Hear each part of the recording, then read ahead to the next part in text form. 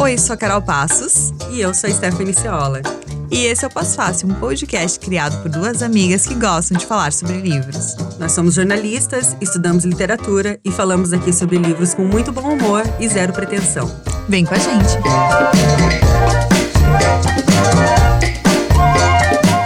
Olá, pós-faceiras, pós-faceiros e pós-faceires.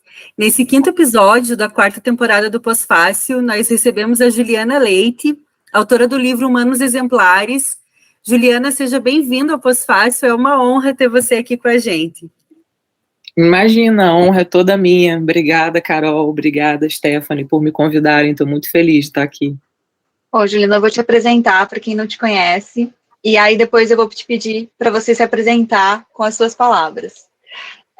Juliana Leite nasceu em Petrópolis, no Rio de Janeiro, em 1983. Mudou-se para a capital do estado, onde cursou comunicação social na UERJ, onde também fez mestrado em literatura comparada. É pós-graduada em gestão cultural e produção editorial. Seu romance de estreia, Entre as Mãos, de 2018, recebeu os prêmios Sesc e APCA. Foi finalista do Prêmio Jabuti, Prêmio São Paulo de Literatura, Rio de Literatura e semifinalista do Prêmio Oceanos. Entre as Mãos foi publicado na França e teve os direitos vendidos para o cinema. Juliana teve contos incluídos em antologias como Vivo, Muito Vivo, de 2022, em comemoração aos 80 anos de Caetano Veloso. Foi selecionada para a residência artística na revista de arte contemporânea Triple Canopy, de Nova York, reunindo-se a 12 artistas de todo o mundo para investigação e interlocução de imagens. E Humanos Exemplares, seu segundo romance, foi publicado em 2022 pela Companhia das Letras, e é mais sobre ele que a gente vai falar aqui hoje. Seja bem-vinda. E, Juliana, tem alguma coisa que eu falei aqui que você acrescentaria, ou alguma definição que tu prefere se apresentar? O que tu diria pra gente sobre você? Obrigada, Carol, pela leitura. É tão curioso, né? Assim, eu sempre acho uma experiência muito curiosa, essas definições, né, que a gente usa para dizer quem nós somos. Eu gosto de pensar em tudo que você leu aí que está escrito, né, como coisas que aconteceram, sabe, na vida, e não necessariamente quem eu sou. Gosto de pensar que os livros aconteceram, né, as escritas aconteceram, outras profissões que eu tive antes e que eu tenho agora em paralelo à literatura são coisas que acontecem, e fico pensando num exercício que talvez não seja simples, mas que gosto de fazer, que em paralelo a tudo isso que acontece, que a gente faz, tem algo que a gente é, sabe? E que vai misteriosamente numa trilha paralela, e não saberia te dizer, assim, quem eu sou no meio de todas essas palavras, sabe? Que você falou, mas talvez essa dificuldade de responder, ou essa manutenção da pergunta, seja o que me faz continuar escrevendo, né? Dentro dos livros, você acha que a gente sabe um pouquinho quem você é? Eu acho que a gente não tem como fugir da gente mesmo, né? Assim, a Yasmin Nigri, que é uma poeta aqui do Rio, uma pessoa que eu adoro, ela tem uma frase muito maravilhosa no humor que só ela tem, que ela fala: às vezes eu tenho vontade de sair, ir pra rua, para descansar de mim mesma, mas o problema é que quando chega lá, eu tô lá. Eu não me deixo. Pois é, entendeu? Eu vou para descansar de mim, mas onde eu chego, eu tô. Então eu acho que, né, os trabalhos são uma parte do que a gente é, às vezes até uma parte que surpreende a gente mesmo, né? Uma parte não premeditada e que se apresenta ali naquele momento de escrever. Então, de alguma maneira, acho que, né, não dá para fugir de quem somos, tá ali. Eu acabei de ler Humanos Exemplares, Juliana, até por indicação da Carol. Carol leu ano passado ainda, né, Carol? Colocou nos melhores do ano, gostou muito do livro, eu gostei bastante também. E assim, o que me pegou muito no livro, e é uma coisa que eu adoro na literatura, é encontrar histórias muito boas de pessoas comuns, né? Então, assim, não tem, assim, um super-herói, uma coisa, né? Assim, são pessoas que, lendo o teu livro, eu fiquei pensando, poderiam ser, sei lá, minhas tias, meus vizinhos, talvez nós três aqui, né? Gente muito é a vida das pessoas, assim, né? E eu gosto muito de pensar que são essas as pessoas, os humanos exemplares, né? E fiquei também pensando, enquanto eu estava lendo, que talvez seja mais difícil construir personagens que sejam pessoas comuns, tipo, né, uma professora que vai envelhecendo e no decorrer da vida dela coisas acontecem e ela precisa resistir, ela precisa passar por aquilo, né, enfim, com outras pessoas no entorno dela, até chegar à velhice. E eu fico pensando que talvez seja mais difícil construir um personagem assim do que uma super-heroína, em que tem marcos na vida da pessoa, grandes eventos, né? Que você acaba que vão sendo muletas mesmo, assim, né? Você vai se guiando por aquilo. E aí eu queria saber como é que foi para você construir esses personagens, né? Construir a Natália, que é a protagonista do Humanos Exemplares. Uhum.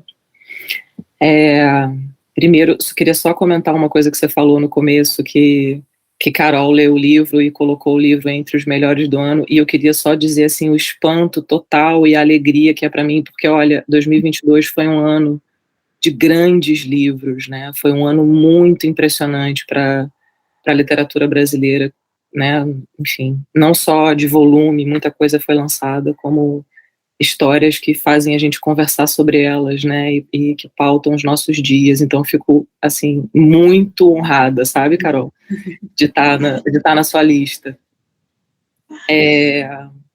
Mas, Stephanie, falando das personagens, é o jogo que o título faz também, né, a coisa dos exemplares, no sentido de quais seriam os exemplos de humanos, né, assim, quais exemplos de humanos a gente pode olhar para entender um bocado da humanidade sem nenhuma premeditação, né, eu acho que, inclusive, estou pensando enquanto estou falando, mas eu acho que, inclusive, como reflexo até do meu próprio processo de escrita, assim, de não premeditar as coisas, sabe, não pensar antecipadamente no que eu quero falar, como eu quero falar, e né, assim, a partir da boca de quem. Mas com um grande interesse, exatamente como você falou, em pessoas comuns, né, em geral, na vida, sabe, nos papos, nas pessoas com quem eu me relaciono.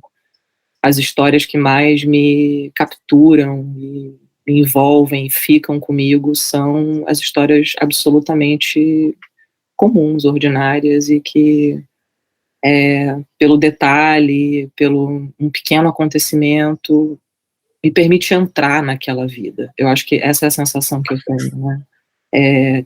Eu acho que tem um paralelo com a própria leitura, né? Da gente estar lendo uma história, se envolvendo com aquilo um pouco ainda sem entender de que maneira aquilo faz sentido para você, de que maneira aquilo te envolve, mas algo naquela história, num determinado momento, diz uma palavra, apresenta uma cena ou um acontecimento que é você. Não é mais a personagem, é a sua vida, é a sua realidade. E a partir daquilo é a tua entrada, né? Onde aquilo passa a fazer sentido para você. E no caso da Natália, eu acho que eu estava olhando de trás para frente, né? Porque no momento da escrita isso não era lúcido para mim.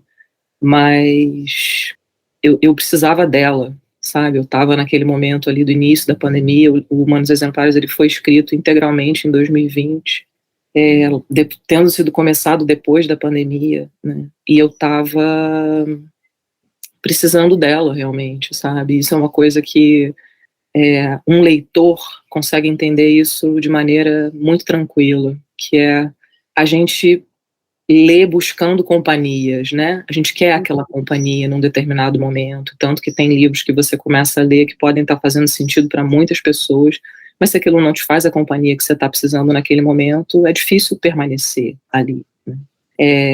E naquele momento de escrita, eu estava precisando da Natália, sabe? A experiência da pandemia foi muito radical para todo mundo, de maneiras diferentes, né? Significou coisas diferentes, mas acho que não foi inescapável, né? Para mim foi uma ideia muito forte e definitiva de ter nas mãos, de olhar para fora da minha janela, de ter nas mãos uma matéria que cobria absolutamente toda a espécie humana, ninguém estava de fora daquela narrativa, né?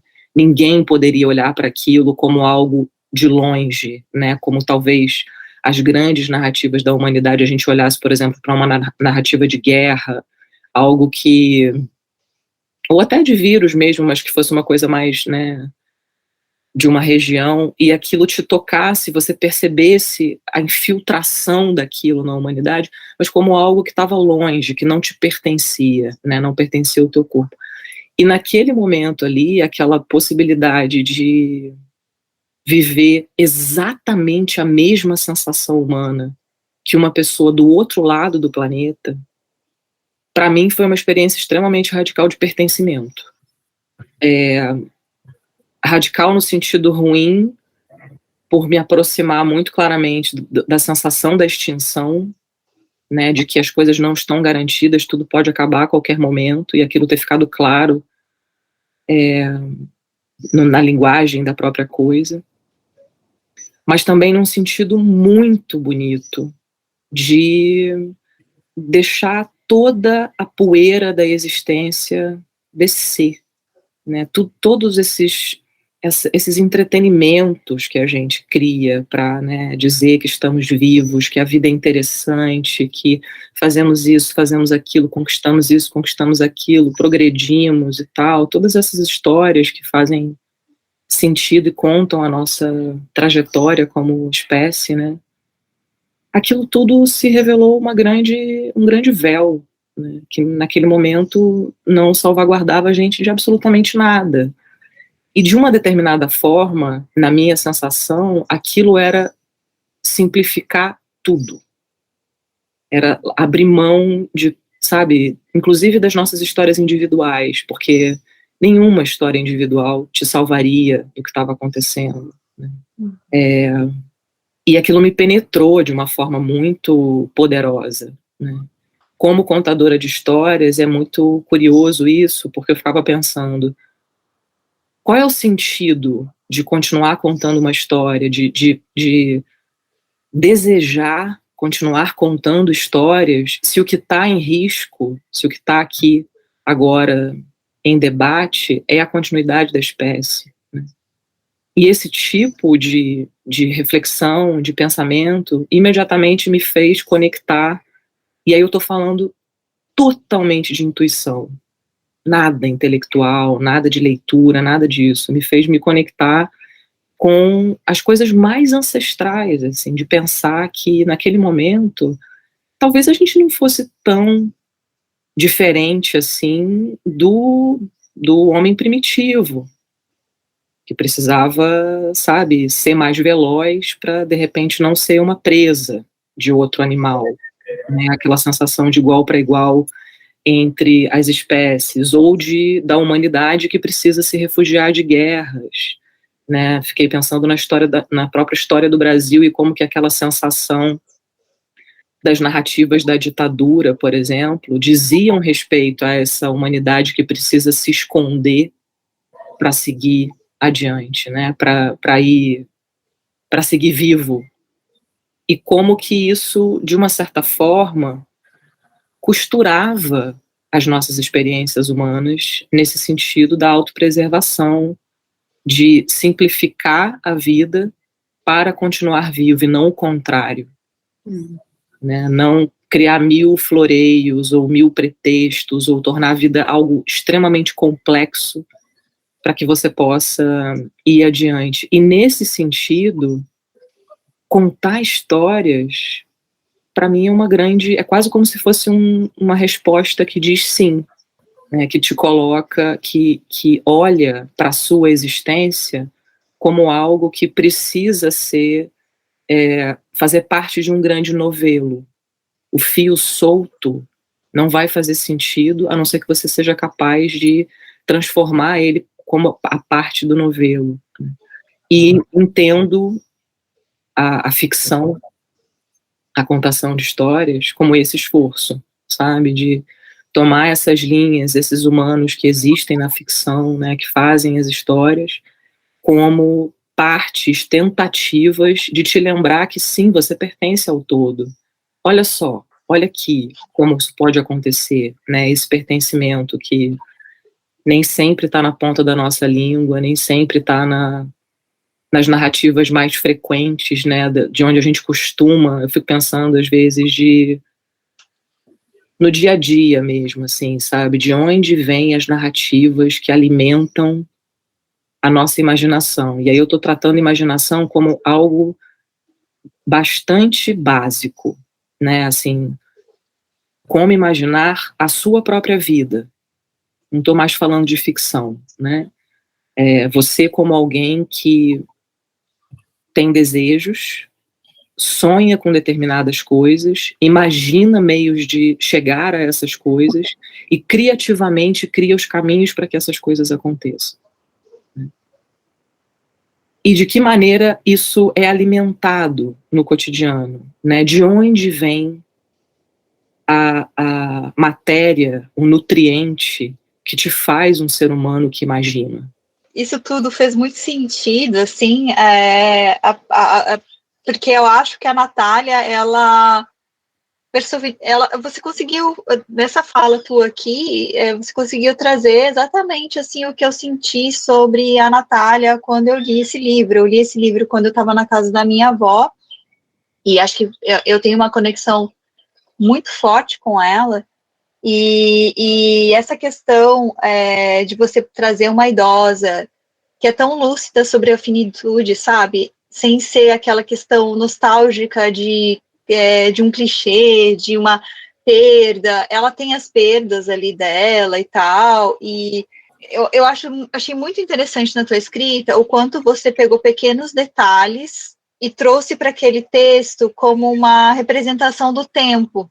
Por exemplo, assim, a sensação que eu tive, assim, por exemplo, lendo o texto, é que o momento passado estava caminhando o momento presente caminha vagarosamente para a Natália. Então, assim, pequenos detalhes que são desde a comida, a manteiga, a roupa, as ligações com a filha, são pequenos momentos de vida, pequenas frações de vida que caminham lentamente. E eu não sei, eu tô aqui viajando, mas me parece assim, que era um momento também que a gente vivia, que os momentos estavam como se tudo tivesse meio inerte ali.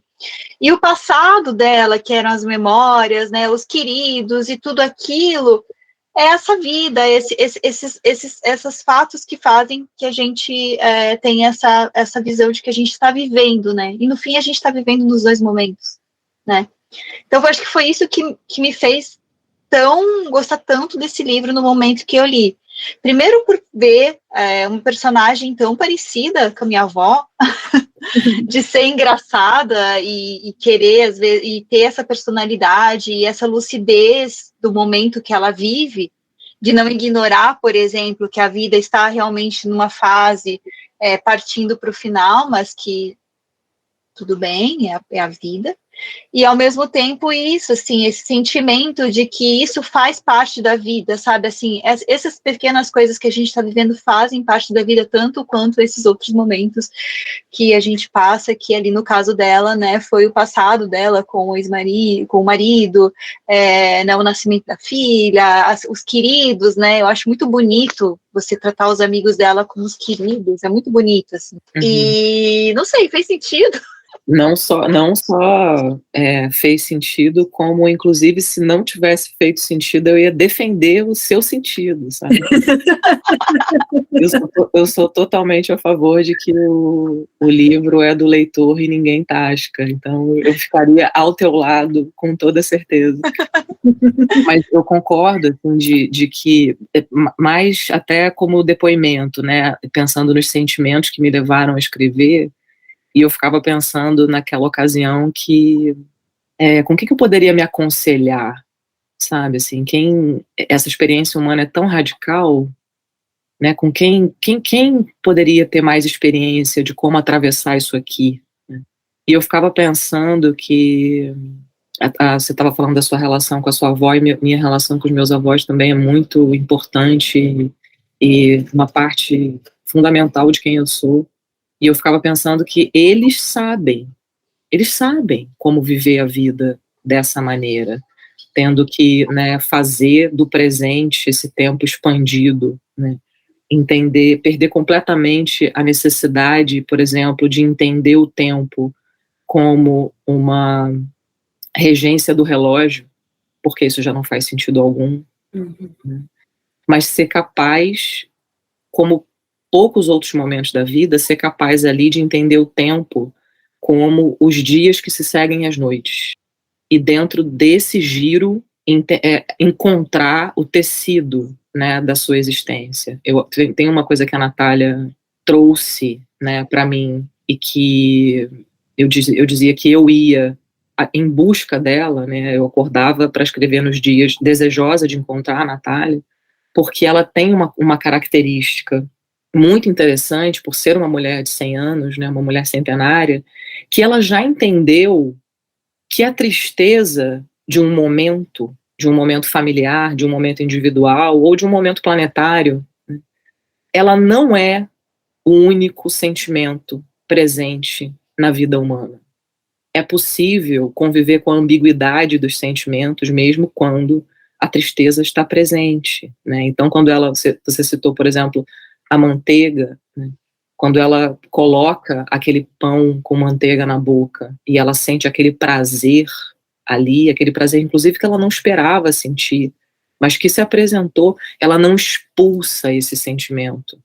Ela não olha para esse sentimento de prazer e fala, isso não faz sentido agora, porque agora é a hora de ser triste. Não, pelo contrário, ela assume que o prazer pode entrar, e aí a humanidade dá conta dessa complexidade, né? Você que arranje corpo e humanidade para dar conta de entender que aí, e se o prazer se apresentar no meio da tristeza? Como é que você lida, né? Onde você põe a mão nisso? E naquele momento eu pensava muito nos meus mais velhos, né? Nesse momento da vida em que você vai cada vez mais entendendo o conceito de finitude de maneira muito prática, porque os amores deixam de existir. Como pode? As coisas mais sólidas deixam de existir, e a vida te prova isso com o passar do tempo, né? Logo, a sua própria finitude é extremamente concreta, tá ali, na ordem do dia, né? E aí fico pensando, me colocando ao lado da Natália e de todas essas pessoas que atravessam, né, essa fase da vida, de que talvez não reste tanta opção, talvez não reste tanta saída, a não ser um belíssimo de um colecionador de humanos e de um colecionador de momentos, sabe? Ela trata o passado dela, né, a Natália, de uma maneira tão caudalosa, tão abundante, né? Ela faz do passado um dos componentes da realidade do agora, né? Inclusive um componente bastante importante, assim, volumoso. E é capaz de tirar disso um sentido tão livre, né? Não é que ela está ali olhando o passado dela para virar e falar, olha, eu preciso provar a minha vida, né? Tá aqui a prova de que eu existi. Não se trata disso, ela está quase oferecendo, assim, até a imagem da capa, que para mim é bastante simbólica, que é te apresentar o buquê de humanos dela para falar não necessariamente da vida dela como indivíduo, mas para falar de uma experiência humana, de alguém que cobriu 100 anos de vida e que viveu tantas coisas e passou por tantos episódios e experimentou tantos sentimentos, que talvez ao final da vida ela possa inclusive abrir mão da própria narrativa para passar a ser só uma humana, sabe? Só alguém que ali dá um testemunho, que dá um exemplo, né? Até a aceitação dela com relação à relação com ela, com o afastamento que ela tem, essa relação que ela tem com a filha, né? Ela tem plena consciência, né? Do distanciamento das duas. Mas ao mesmo tempo esse distanciamento das duas carinhoso, da forma como elas trataram ali, como elas se desenvolveram nessa relação, ela não tem esse impulso que a gente tem de querer resolver coisas, querer dizer coisas, né? Tanto que nas ligações eu acho interessante que ela deixa que a filha conduza daquele jeito, ela já sabe o enredo inteiro, né? O roteiro inteiro das ligações. Ela já sabe, e tudo bem, porque ela não quer mudar mais nada, sabe? Assim, eu acho muito bonito isso, assim, acho uma sabedoria mesmo, sabe? É bem bonito. Essa relação de amor à distância é um tema que me ronda o tempo todo. Eu sou uma filha que mora longe, né? E esse é um assunto bem importante para mim, porque eu fico sempre me perguntando. Hoje eu tenho mais tempo morando longe dos meus pais do que eu jamais morei perto, né? Tendo, como muitas pessoas, saído de casa cedo para estudar. E essa é uma pergunta que sempre fica na minha cabeça. Como é possível você exercer o amor à distância, né? Você ser capaz de manter algum grau de intimidade sem que esse tecido da rotina seja o condutor do sentimento. A Geni Nunes, que é uma psicanalista guarani, né, ela compartilha no perfil do Instagram dela coisas assim simplesmente magníficas sobre o entendimento guarani sobre o amor. E é uma pessoa que eu não conheço e a quem sou extremamente grata por falar de amor da maneira como ela fala. E ela uma vez disse uma coisa que para mim simplificou bastante as minhas angústias, que ela diz que no entendimento deles, você tem certeza se alguém te ama, se essa pessoa compartilha contigo as histórias mais sagradas dela. Logo, não importa onde você está, nem qual é o acordo de amor que você tenha com essa pessoa. Se você continua contando as tuas histórias mais sagradas e se interessando em desfiar as tuas histórias e a tua existência para entregar para essa pessoa, você está dizendo que você ama. Você está garantindo a continuidade desse amor, né? Eu fico engasgada de pensar, porque esse exercício do amor pelo telefone, né? Pelo vídeo, enfim, mas né, na distância, é uma preocupação, né, de você... Eu tô falando isso e pensando que coisa, né, a gente querer garantias, né? A gente quer garantias de que o amor existe, a gente quer garantias de que você não vai ser abandonado, a gente quer garantias de que o outro compreende as tuas intenções, que o outro compreende o que você está fazendo, e no jogo da vida nada disso acontece, né? Embora a gente continue tentando ir atrás da coisa. A Natália, ela me chama muita atenção, e assim, falando do livro como um todo, porque nesses 100 anos de vida, as experiências dela são muito marcadas por experiências coletivas, né? Então tem ali a pandemia em si, e tem a ditadura, tem vários fatos ali também, né? E que ela vivenciou no jeito dela, né? Um jeito muito pessoal, assim, de contar como que aquilo aconteceu.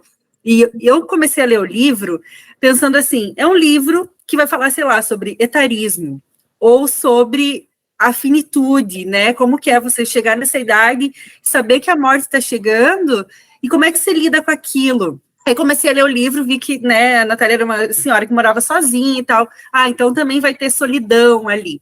E só por isso que eu falei, eu já adoraria o livro, tá? já estaria de bom tamanho para mim. Quando entram as memórias dela, eu fiquei fascinada, assim, pelo livro, né, ela ali sendo professora, o marido dela, as relações de amizade, aí chega, né, a ditadura militar, o que acontece com aquela família, aí fiquei com a sensação de que o livro era, assim, um cavalo de Troia, entendeu? Eu comecei a ler por um motivo e ele está me entregando outra coisa aqui no meio. E achei ótimo isso, achei incrível, porque me fez acessar, né, outra maneira de ver uma história que a gente conhece tão bem. E aí fiquei pensando, até em relação à pandemia, né, sobre a ditadura especificamente, eu sempre penso assim, como é que alguém ainda escreve um texto interessante sobre isso hoje? Porque são histórias que já foram contadas de tantas maneiras, por tantas pessoas diferentes, abordando tantos aspectos diferentes, que é difícil você encontrar algo que você não conhecia ainda, né? como histórias de guerra também, né, narrativas sobre fatos históricos de maneira geral. E no teu livro eu encontrei um ponto de vista que eu ainda não conhecia, que era exatamente esse das pessoas que poderia ser a minha vizinha, né, assim, de gente, como que essas pessoas foram impactadas, como que elas encontraram a maneira delas de resistir, né, e também na pandemia. Achei muito interessante esse paralelo entre esses dois momentos históricos, né, aquilo lá na década de 60, 70, isso que a gente acabou de vivenciar, principalmente pela solidão dos dois momentos, né, as pessoas estão enfrentando aquilo de maneira muito solitária, não podem ter contato com amigos com quem elas querem dialogar sobre aquilo, a gente ainda está vivenciando um momento histórico, então não consegue ter aquela visão de fora para enxergar com clareza o que está acontecendo, e eu me senti colocada ali, sabe, naquele momento, a Natália vivenciando aquilo, longe do marido, com a filha pequena, e ela, né, só não me senti angustiada, me senti só, agora eu entendi como é que isso impactou gente que poderia ser eu, assim, né, não uma grande militante que está no Partido Comunista, não, alguém que tem seus valores e está enfrentando aquilo que vai contra seus valores, assim. Aí queria saber em que momento isso surgiu para você, se você já tinha muito claro que você abordaria esse tema e a história se construiria em torno disso ou não. Primeiro foi o entorno e depois esse tema entrou ali. Sim. Bom, primeiro eu queria te dizer assim, nada é claro para mim, nunca. Em nenhum momento, sabe? Aquela coisa, não, com certeza eu vou abordar, não sei, nada é claro. As coisas vão acontecendo conforme elas acontecem. E normalmente com uma característica que eu aprendi a compreender da maneira como eu escrevo, que é lento, sabe? Com lentidão envolvida. Eu acho que eu só consegui escrever o Humanos Exemplares em 1 ano, porque foi o ano pandêmico e a condensação do tempo ali não né, foi algo, enfim, diferente que a gente experimentou. Mas eu acho que teve um fator que é eu ter nascido em Petrópolis, né, e Petrópolis ter tido a Casa da Morte, que foi um centro de tortura, né, enfim, que tem muitos relatos. Era uma casa normal, uma casa de família, né, assim, você olhando de fora, era uma casa de família. E aquilo era uma história que a gente escutava na escola, eventualmente de alguns professores que contavam o quão perto aquilo estava da gente. Mas se você não tivesse tido alguém na sua família diretamente envolvido na resistência, aquilo soava um pouco distante, era como se não tivesse tão perto assim. Era como se aquela água não tivesse tão já na nossa canela ali. Eu me lembro, por exemplo, do meu professor de história, uma pessoa que foi muito importante na minha vida, inclusive para esse despertar do interesse, assim, da costura das histórias individuais, familiares, nas grandes narrativas, né, nacionais.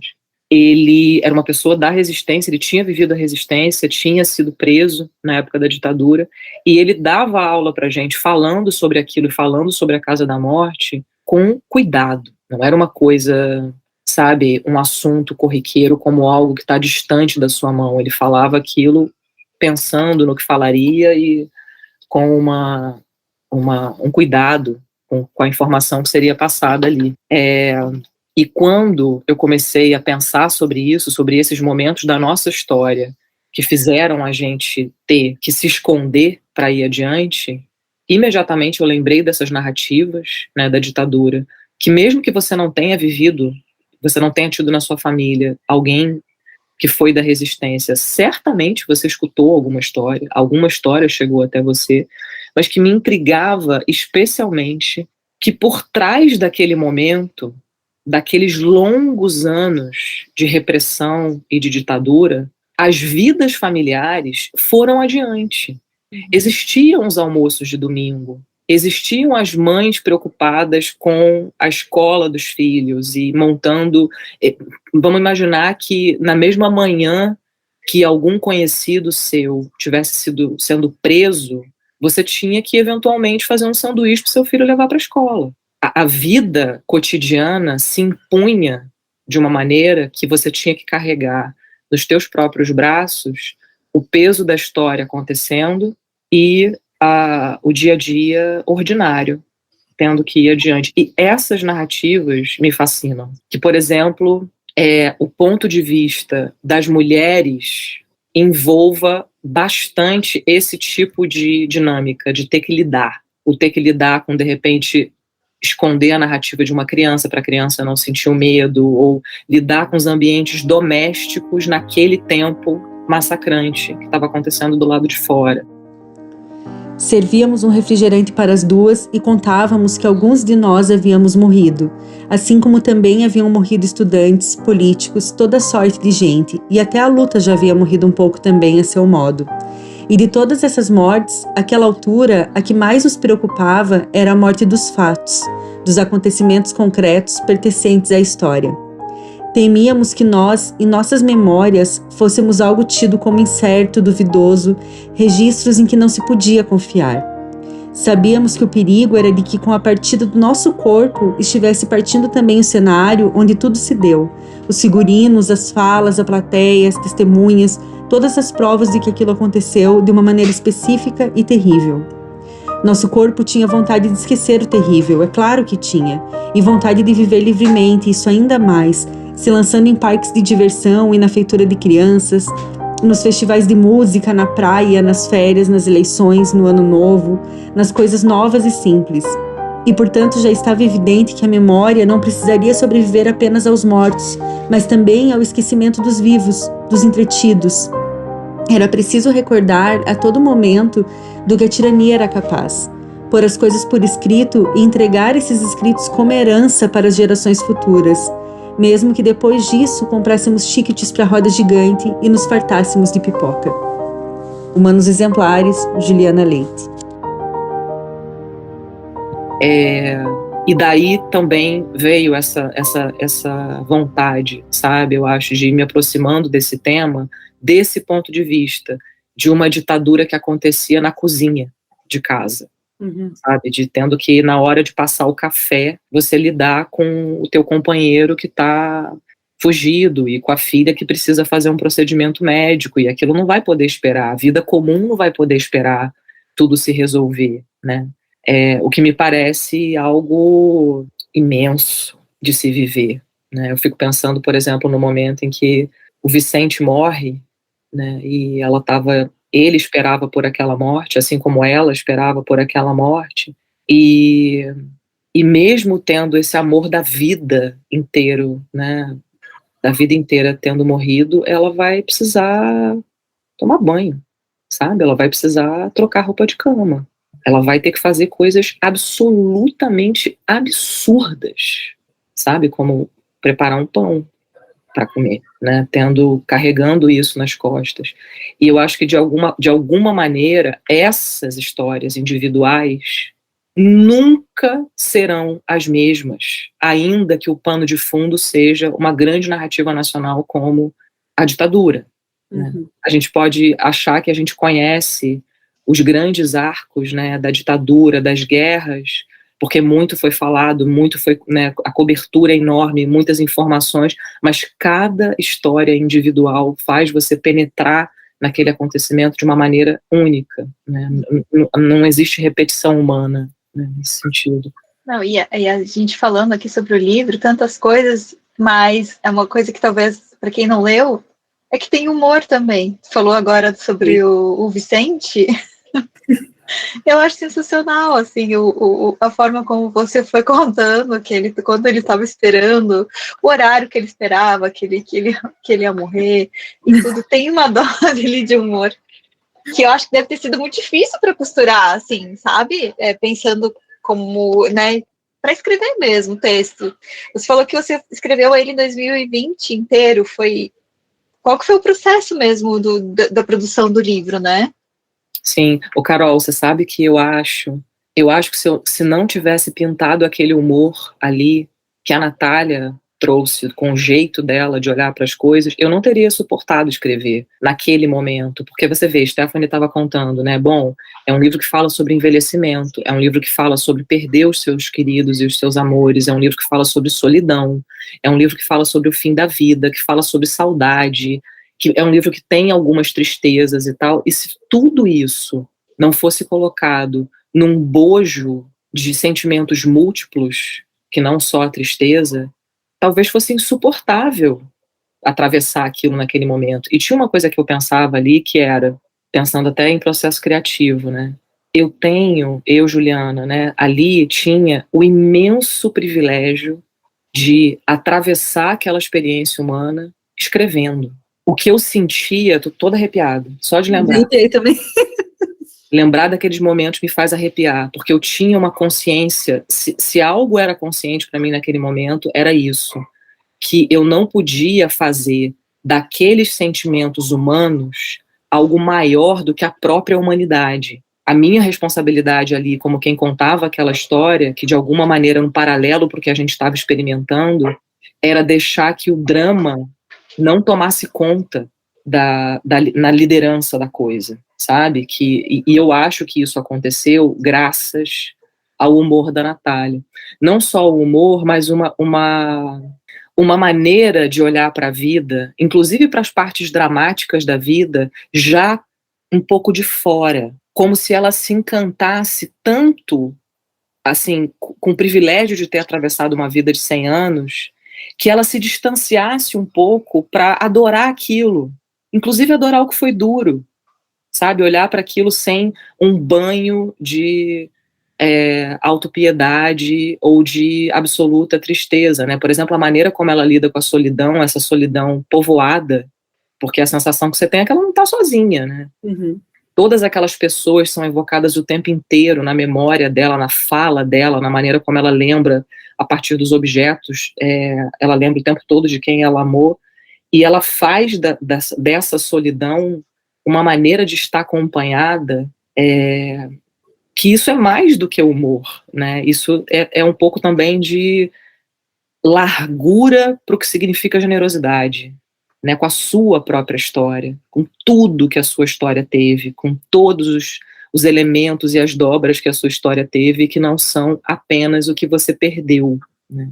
Que poderia muito facilmente concluir, né, de ser uma mulher de 100 anos que está ali sozinha.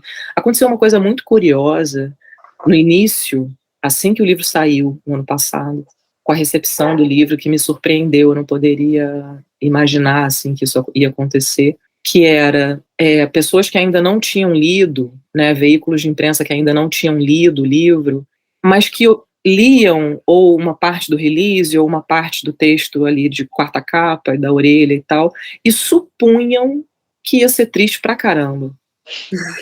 Por conta de todos esses elementos, né? E aí, pronto, davam a chamada e falavam do livro como algo pesado, né? E que absolutamente não é a verdade do livro, né? Não é o ritmo interno, né, do livro e a vozinha. Eu falo que uma parte importante para mim, né, do processo de escrita é você encontrar esse canto da sereia, que é a forma como fala, né, a forma como aquelas mãos se movimentam ali na tua frente, porque a sensação que dá é essa, né, de que aquela mulher está ali contando aquelas histórias e movendo as mãos na tua frente para quase ludibriar, né, o que você tá lendo. E para mim essa voz, enquanto não acho ela, assim, não encontro a maneira de falar, é quase como se a história não pudesse nascer ainda, sabe?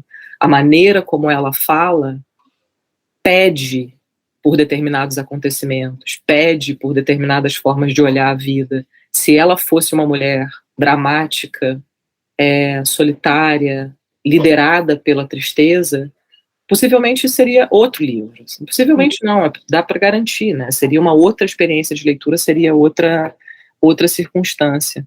Mas eu acho que ali foi bem isso, assim, de olhar para aquele momento que a gente estava vivendo, que coincidia com outros momentos históricos da própria humanidade. Essa é a proposta do livro, né? Olhar um pouco a existência como dobras que vão acontecendo umas sobre as outras, né?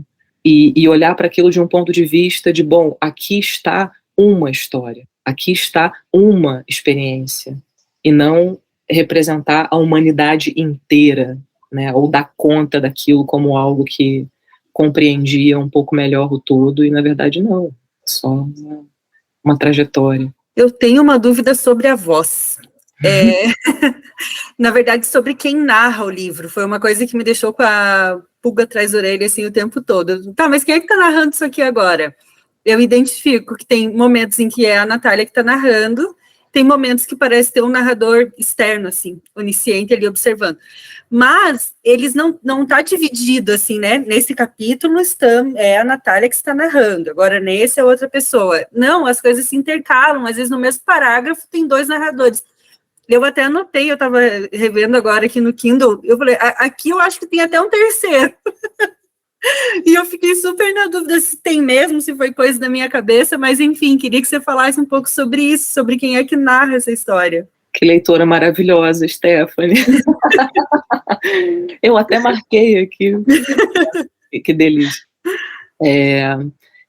Essa pergunta, na verdade, ela encontra o que a gente estava falando antes, né? Porque essa manobra de uma mulher olhar para a própria existência, fazer a revisão desses 100 anos como algo que acontece diante dela e não dentro dela, abrindo mão do eu, deixando que o eu não exista mais para que prevaleça a história de alguém, que por acaso fui eu ao longo desses 100 anos. Mas agora não interessa mais esse eu, a soberania desse eu pode ficar pelo caminho. Olha o tamanho dessa liberdade, poder olhar para os 100 anos de vida que você experimentou, abrindo mão de estar no centro da coisa, inclusive abrindo mão de dizer, eu vivi isso.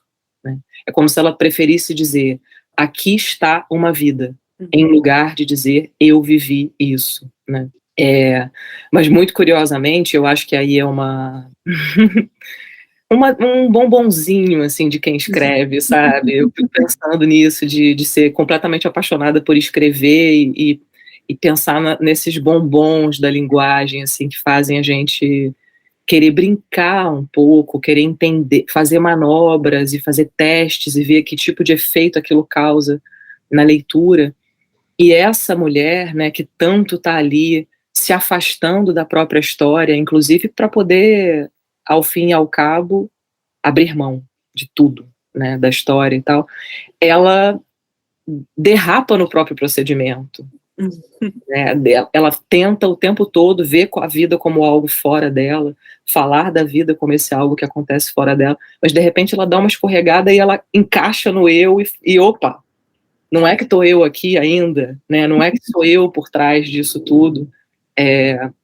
Agora eu não vou lembrar exatamente em que página, tá, mas tem algum momento que ela fala algo desse tipo, ela fala, bom, eu tô aqui sozinha, que graça teria eu falar eu o tempo todo, se sou eu que tô aqui, né, só tem eu aqui, pra que eu vou falar eu o tempo todo, né, pelo menos vou me dar a chance de olhar pra coisa de fora, sabe? Agora tudo fez sentido. Muito bom. Bom, Juliana, a gente está se encerrando aí, caminhando para o final. A gente sempre faz uma pergunta que é, né, o que você tem lido, assim, uma indicação para quem está nos ouvindo. E também se tu está trabalhando em algum projeto. A gente acha que às vezes é meio pressão, assim, para o autor, sabe? A gente pergunta, e aí, novidades? Mas a gente sempre pergunta e a gente vai perguntar também. Imagina, não me sinto nem um pouco pressionada. Até porque esse trem é uma coisa que a gente faz, né? Não tem, sabe, não tem. Eu acho que é diferente, por exemplo, de. Olha, vou falar uma coisa, que é uma das coisas que eu mais amo de escrever, é você não ter a menor ideia se o que você está escrevendo vai ser alguma coisa, sabe? A gente não tem nenhuma garantia. Isso, para mim, é uma das definições de liberdade, que é fazer por fazer, porque aquilo é o que você faz e é aquilo que, né?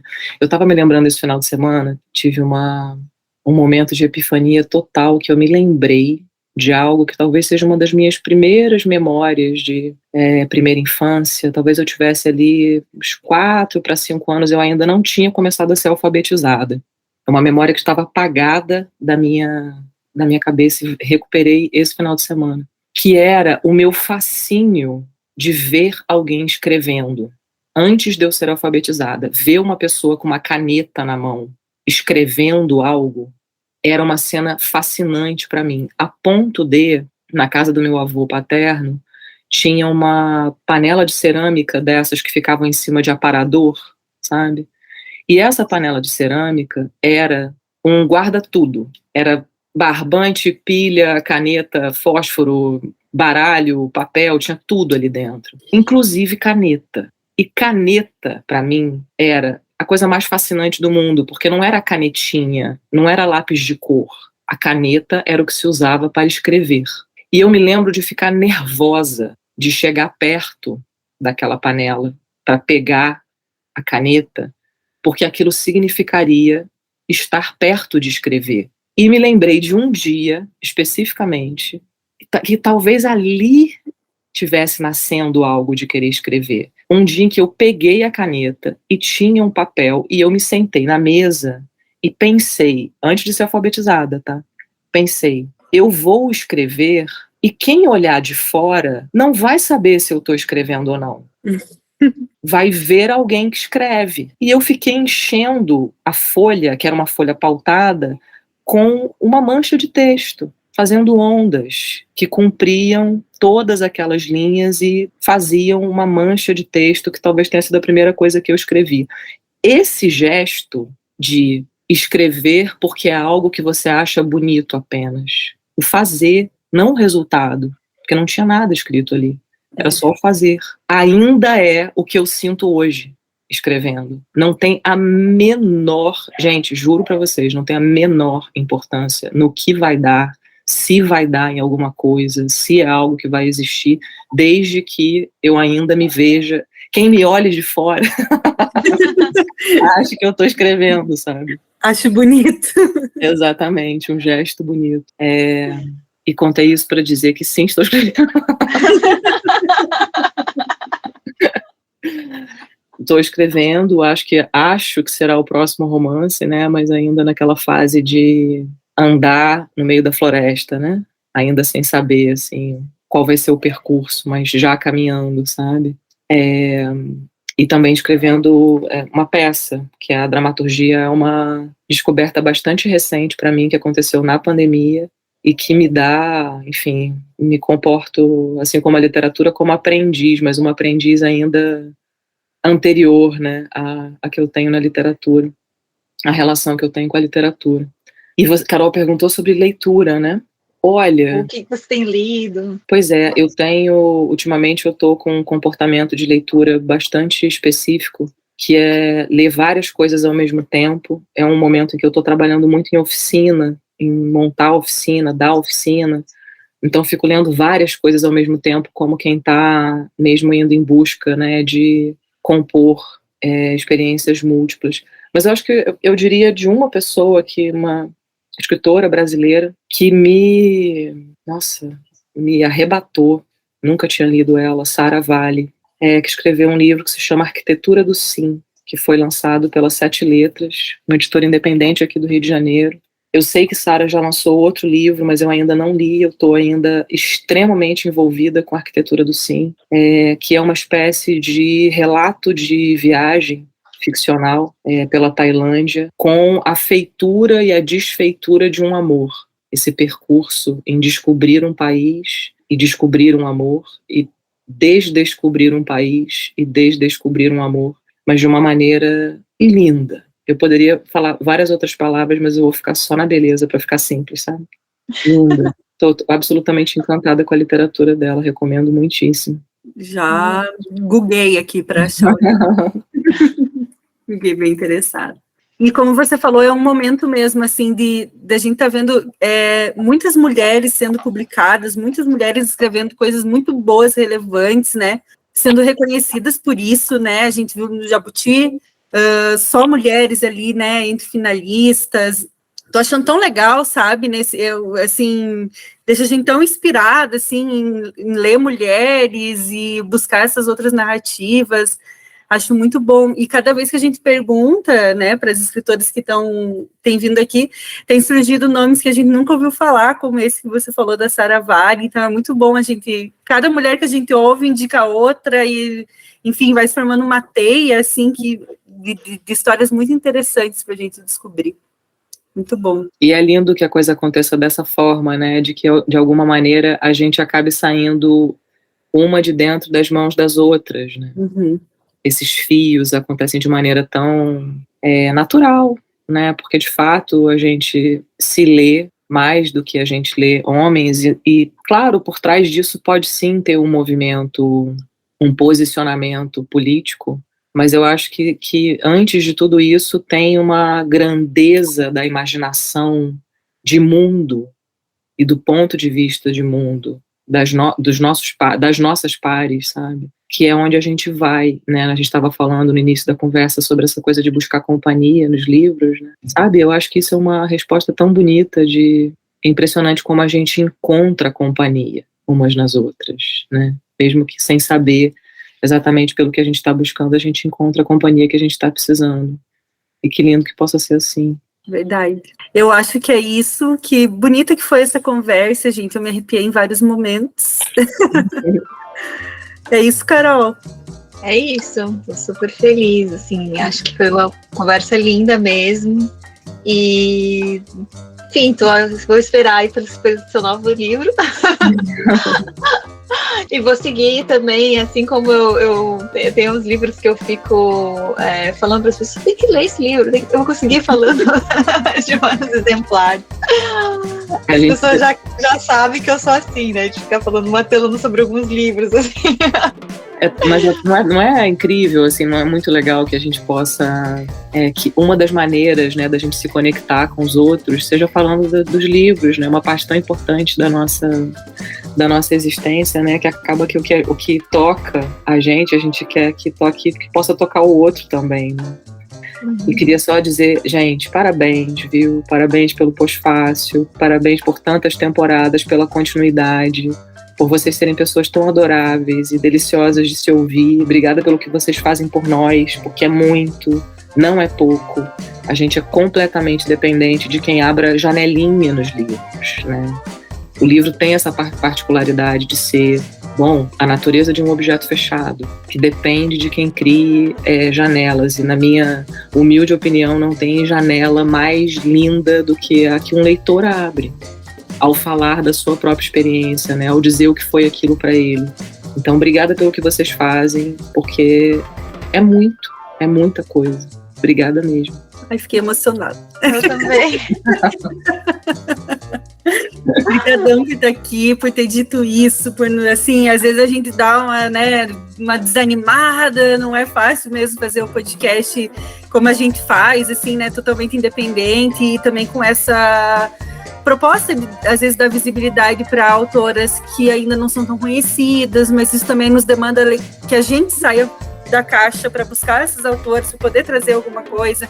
Então não é um processo tão fácil, né, com as outras demandas do dia a dia, o cotidiano sempre atropela a gente, né, mas isso nos motiva muito, assim, a continuar, sabe, te ouvir ouvindo tudo que você falou sobre a literatura já nos motiva, porque é isso, sim, que a gente busca, né, nessas conversas, entender o processo para a pessoa que escreve, como é que chega ali, tirar nossas dúvidas como leitoras, mas também esse grande apoio moral aí.